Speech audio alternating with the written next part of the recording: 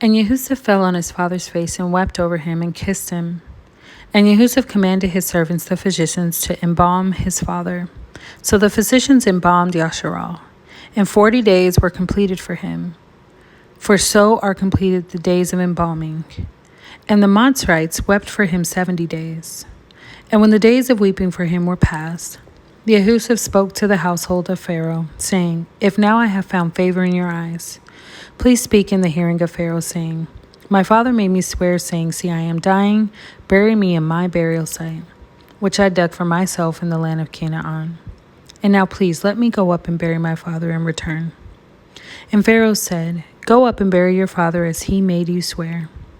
And Yehusef went up to bury his father, and with him went up all the servants of Pharaoh, the elders of his house, and all the elders of the land of Mitzrayim, and all the house of Yehusef, and his brothers, and his father's house, only their little ones and their flocks, and their herds left in the land of Goshen.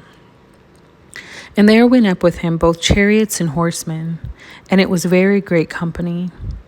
And they came to the threshing floor of Atad, which is beyond the Jordan. And they lamented there with a great and very heavy lamentation. And he performed 7 days of mourning for his father. And when the inhabitants of the land, the Canaanites, saw the mourning at the threshing floor of Atad, they said, This is a grievous mourning for the Matzrites.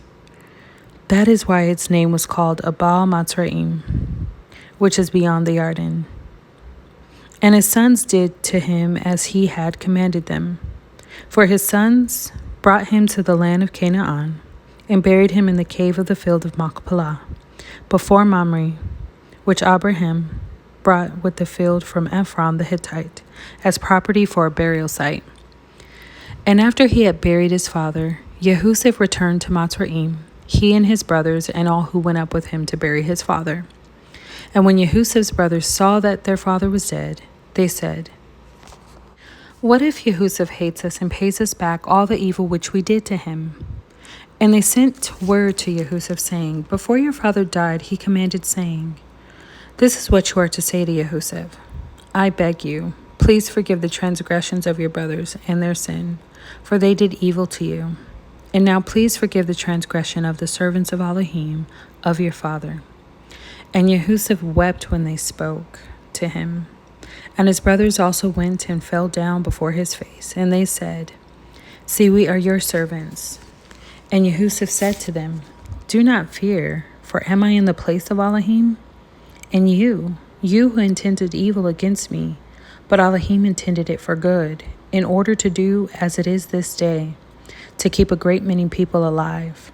And now do not fear, I provide for you and your little ones. So he comforted them and spoke kindly to them. And Yehusef dwelt in Mitzrayim, he and his father's household. And Yehusef lived 110 years. And Yehusef saw Ephraim's children to the 3rd generation. The children of Machir, son of Manasseh, were also born in Yehusef's knees. And Yehusef said to his brothers, I am dying, but Elohim shall certainly visit you and bring you out of the land, to the land of which he swore to Abraham, to Yitzhak, and to Yaakov.